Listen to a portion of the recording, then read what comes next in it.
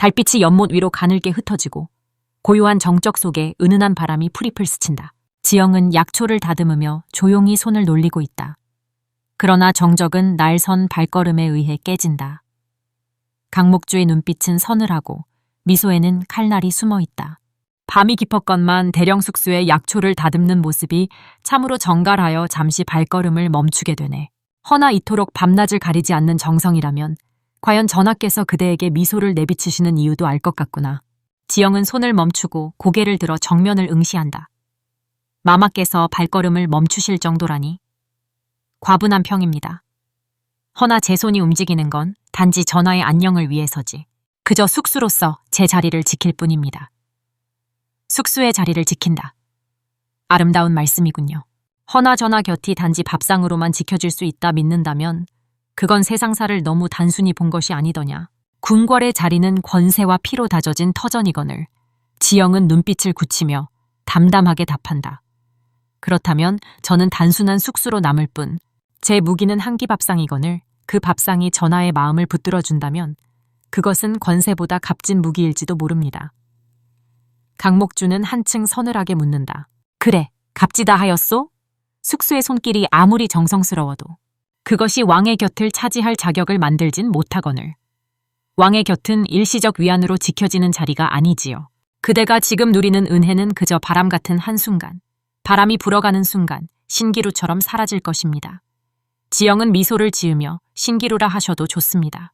허나 그 신기루조차 전하께 웃음을 드릴 수 있다면 그걸로 충분합니다. 그리고 마마, 신기루라 비웃으셨지만 마마는 그 신기루조차 붙잡지 못하셨지 않습니까? 강목주는 눈빛이 번뜩이며 혀끝이 제법 날카롭구나. 허나 잊지 마시오, 숙수. 궁궐은 정성으로 설 수 있는 자리가 아닙니다. 그대가 연모의 빛을 숨기려 해도 여인의 눈은 속일 수 없지요. 왕을 향한 욕망은 곧 죄악입니다.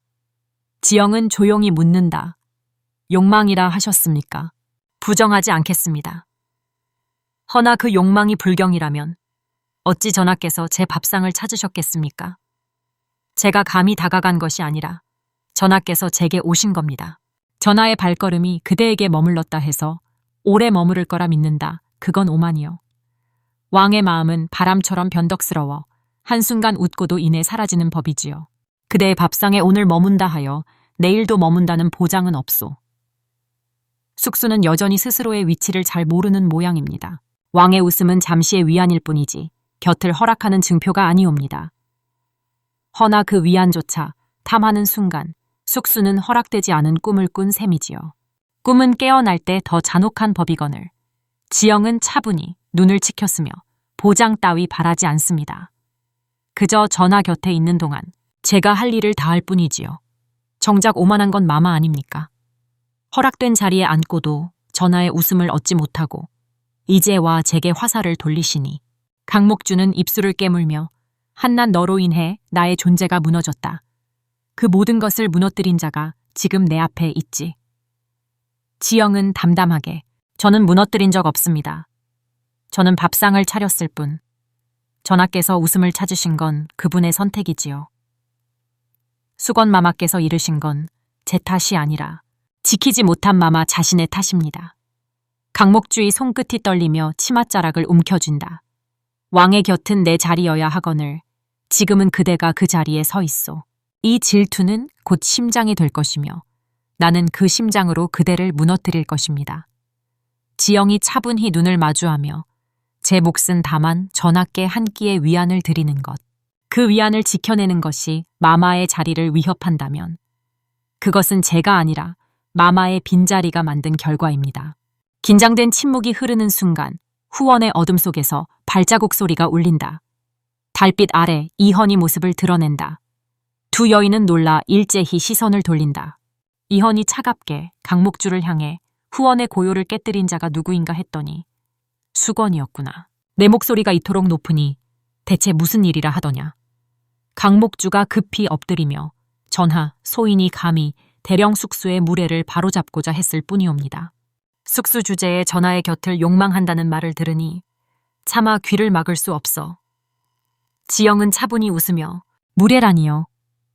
저는 제 할 말을 했을 뿐입니다. 전하를 향한 제 마음을 꾸밈없이 드러냈을 뿐인데 마마께선 그걸 죄라 여기십니다.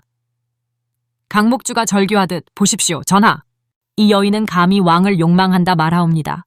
천한 손으로 왕을 유혹하고 웃음으로 전하의 위엄을 더럽히고 있사옵니다. 이허는 눈빛이 번뜩이며 그만하라, 강목주. 과인이 본 것은 그대의 도끼 어린 말뿐이다. 대령숙수는 한 끼 밥으로 과인을 지켰다. 허나 그대는 질투로 스스로를 무너뜨리고 있구나.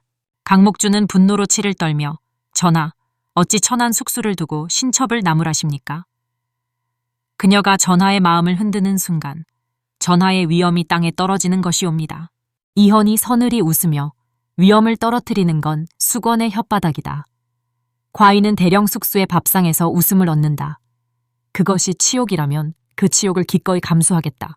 강목주는 숨을 몰아쉬며 절망과 분노 사이에서 흔들린다.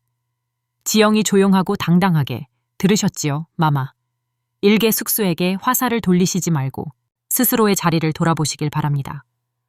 강목주는 울분을 삼키며 내년이 감히 이헌이 엄중히 그만하라. 다시는 과인의 앞에서 숙수를 욕보이지 말라. 그 순간 내 자리를 거두어드리겠다. 강목주는 치맛자락을 부여잡은 채 물러난다. 눈빛은 굴욕으로 얼룩졌지만 여전히 질투의 불길을 감추지 못한다. 지영은 떨리는 손끝으로 약초를 모으며 고개를 숙인다. 이헌은 그녀를 잠시 바라보다가 부드럽게 말한다. 이헌이 나직하게 두려워 말라. 과인이 그대의 손을 지켜주겠다. 지영은 입술을 깨물다 천천히 고개를 끄덕인다. 달빛은 두 사람을 감싸며 후원은 다시 고요 속에 잠긴다. 제산대군의 은밀한 거처, 어둠이 짙게 내려앉은 궁의 외곽. 횃불도 피하지 못한 음영 속에서 강목주가 가늘게 치맛자락을 움켜쥔 채 걸어 들어온다. 문 뒤에는 이미 제산대군이 기다리고 있다. 그의 눈빛은 음험하고 웃음은 날카롭다.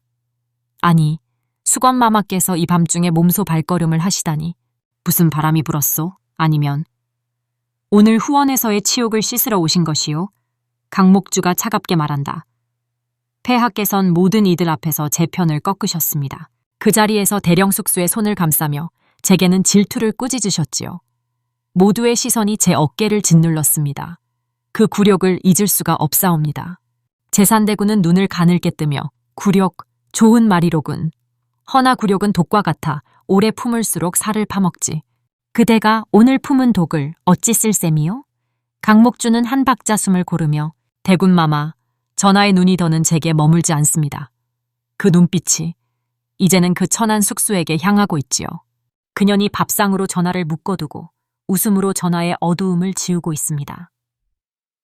허나 그건 곧 제가 왕의 곁에서 차지해야 할 모든 것을 송두리째 빼앗기는 일. 제산대군은 날카롭게 웃으며 허면 수건마마께선 저와 뜻이 맞는 셈이군요. 나 또한 그 광군의 눈빛이 역겹소. 사초를 찾아 피를 쫓는 그 눈, 미친 짐승 같지 않소? 허나 천한 숙수의 미소가 그 짐승을 잠재우고 있다니. 그게 내겐 더욱 위험하게 보이오.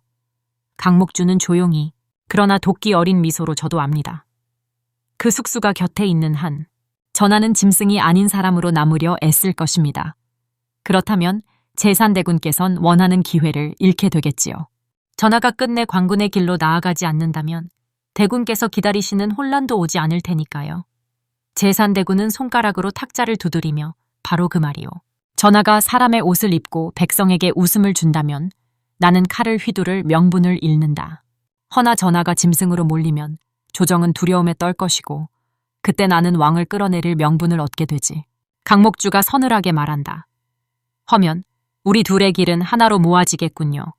저는 제 자리를 되찾아야 하고 대군께선 기회를 노리시니 그 숙수만 사라진다면 전하는 다시 광군이 될 것입니다. 제산대군이 눈빛을 번득이며 마마, 숙수 하나쯤 제거하는 건 그리 어려운 일이 아니오. 허나 단순히 그녀를 없앤다고 끝이 아닐 것이오. 전하의 마음이 그녀에게 향한 까닭은 단지 솥과 밥이 아니오. 그녀의 존재 자체가 전하의 빛이 되었기 때문이지. 강목주가 눈매가 날카로워지며 그렇다면 빛을 꺼뜨리면 되겠지요.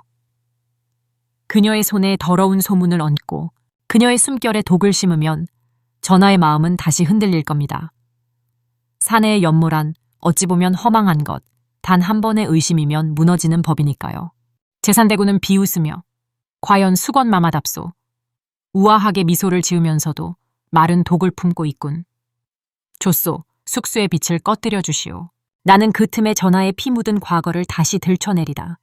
사초와 적삼, 그 모든 흔적이 다시 불길이 되어 왕좌를 태우게 만들리다. 강목주는 숨을 내쉬며 그러나 눈빛은 차갑게 대군마마, 제가 원하는 건 단 하나입니다. 왕의 곁에서 숙수가 아니라 제가 미소 짓는 날. 그날이 오지 않는다면 저는 제 이름을 스스로 저주할 겁니다. 제산대군은 고개를 끄덕이며 그날은 곧 올 것이오. 숙수의 미소가 지워지고 전하가 다시 짐승의 얼굴을 드러내는 순간 조정은 혼란에 빠질 것이고 그 혼란 속에서 나는 칼을 들리다. 마마께선 다시 왕의 곁을 차지하게 될 것이고 강목주가 날카롭게 미소 지으며 그 약속 반드시 지켜주십시오. 저는 제 질투를 무기로 삼겠습니다. 그녀를 무너뜨리고 전하의 눈에서 그녀의 흔적을 지워내리다. 제산대군은 천천히 손을 내밀고 강목주는 잠시 망설이다가 결국 그 손을 잡는다. 두 사람의 그림자가 달빛 아래 겹쳐진다.